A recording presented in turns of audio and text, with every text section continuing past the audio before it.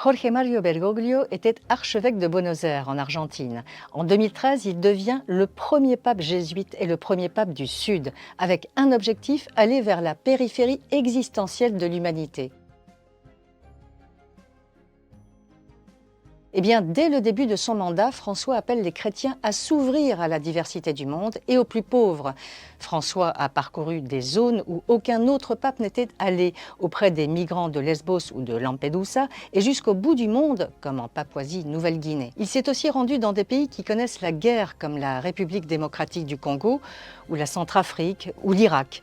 Il a voyagé dans des pays où les chrétiens sont très minoritaires, comme la Birmanie ou l'Indonésie. Mais le pape a été élu en 2013 surtout pour remettre de l'ordre dans l'Église catholique, enlisée dans des scandales financiers et d'abus sexuels. Sur les finances, il a mené la réforme de la curie à marche forcée, cette lourde administration de l'Église catholique. Il ne s'est pas fait que des amis et critiqué régulièrement la déconnexion du clergé avec ses fidèles. Concernant les abus sexuels dans l'Église, il y a eu une prise de conscience et davantage d'écoute des victimes. Mais le bilan est très mitigé, avec peu de mesures effectives.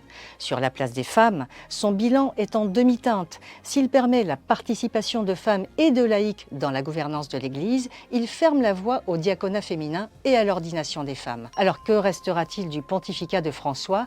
Eh bien, il va rester son style simple et direct et sa volonté de privilégier le dialogue interreligieux, la condition indispensable pour le pape François à la paix dans le monde. En 2019, il signe avec le grand imam d'Al-Azhar le document sur la fraternité humaine pour la paix mondiale et la coexistence commune.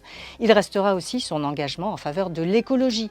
Son encyclique Laudato Si en 2015 appelle à préserver la maison commune, un élan dans la prise de conscience collective de l'urgence climatique. Pendant 12 ans, François a misé sur une Église diverse et plurielle, plus décentralisée.